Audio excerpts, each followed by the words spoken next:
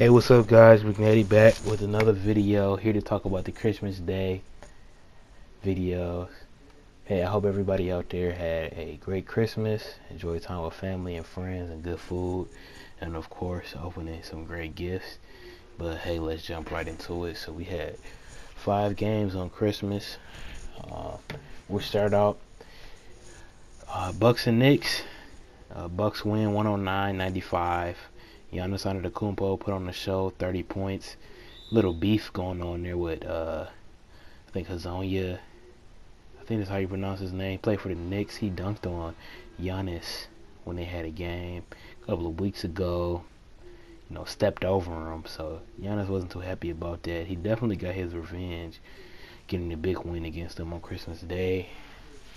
To be completely honest, I do not know why New York keeps getting Christmas games. I think you should get Christmas game based on how well you're playing that current season. I mean, I know the NBA basically gives them a game just because it's a huge market, but I mean, Chicago is terrible. They don't get a game. They're a pretty big market. The Clippers, LA, even the Lakers play. That's a big market. They don't play. I mean, I would have preferred to see, some other teams, the Nuggets, possibly the Raptors. They've played well this year. They deserve the Christmas Day game. But either way it go, they chose the Knicks for whatever reason. So the next thing they had was the Rockets and Thunder, and that was a great game. James Harden, I think he scored 41, had the game-winning floater. They're trying to stay afloat as Chris Paul is off for injury, and who knows when he's coming back. But I mean, they have played a little bit better defense. James Harden obviously is balling this year as he did last year. Is it enough? With Chris Paul out, we'll see, to keep him afloat. But so far so good for them. The Thunder obviously playing well as of late. Lost this game. They'll bounce back. No problems there. I'm going to skip to the Trailblazers Jazz game. Jazz win big. Trailblazers, I think they started off the year hot. Kind of dipped off a little. You saw Rudy Gobert put in 18 points, 14 rebounds. Donovan Mitchell with 19. Donovan Mitchell has struggled this year. Sophomore slump. But he'll bounce back. I think he'll be fine. They need another playmaker in Utah, but good win for them. Next game I want to discuss is 76ers Celtics OT game. Very exciting game. Probably the most entertaining game. Well, definitely the most entertaining game on Christmas. 76ers had the game in the bag in OT. Marcus Smart with that tech after him and Ben Simmons got physical, and they let it slip away. Kyrie took over. Hit 2 huge threes, hit the fadeaway, and Jimmy Butler to send it to overtime. Jimmy Butler played great defense on him too. Big issue with 76ers. Ben Simmons does not want to shoot the ball. Celtics are a very well-coached team and a good defensive team, so offensively he just looked very ineffective in those last,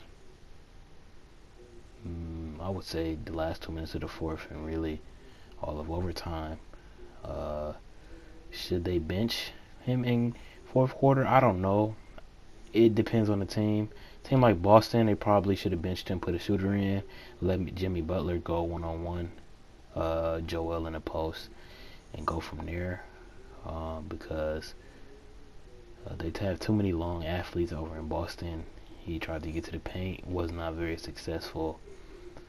So, I mean, that'll be something for the coaching staff to figure out. But it's not panic mode, I think, for Philly yet. They'll be fine. They'll still be top 3, top 4 team in the East.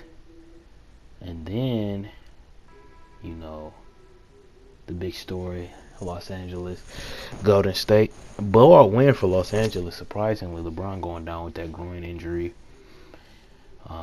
Did not return to the game. Warriors pulled within 2, but Rondo, being the leader he is, ran the offense, kept the Lakers in it, and then they eventually run away with the game. Surprising, Zubac with the JaVale McGee injury, he has pneumonia. He balled out. He looked like a man among boys, and I think he should get minutes. I think JaVale has earned, he's played well, very well this season. He's earned that starting role, so I don't think you move him, but probably want to see Tyson's minutes decrease. Zubac be that first big man off the bench. That would be good for the Lakers to see. LeBron will be out for a couple of games, maybe longer. Lakers should be fine. They're probably, as long as they stay around 500 when he's out, they'll be fine. They don't want to lose all of the games. They just want to kind of keep the ship afloat until he gets back. Draymond looks completely terrible. I mean, he's wide open. People are pretty much just leaving him wide open. And he's airballing. And if he's not airballing, he's scared to shoot.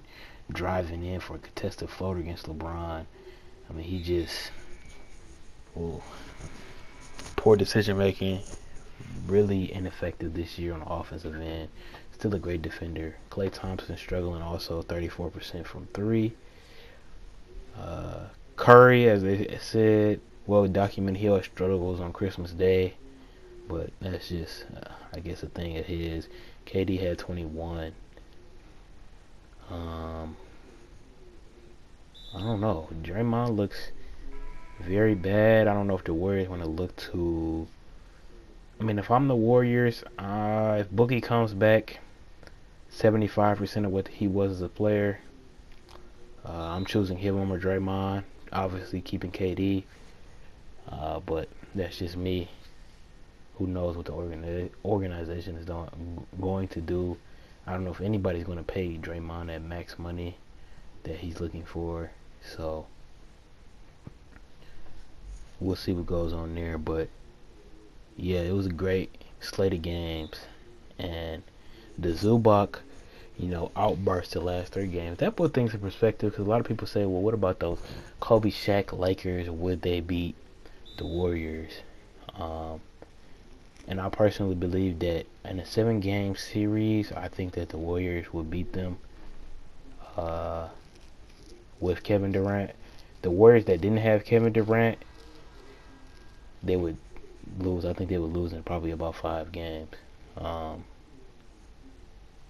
I mean, because we saw the Warriors without Kevin Durant lose to LeBron, Kyrie in 2016, and I think everybody would agree that Kobe and Shaq are a more dominant duo than LeBron and Kyrie. So, I mean, Zubac looked dominant. So imagine if that was replaced with Shaq, probably averaged 50 and 25 rebounds. But it's no way to really solve that debate, but it's just good to talk about. But hey, Big Netty here. I'm signing out. Like, comment, subscribe, share with your friends, family. I'm out.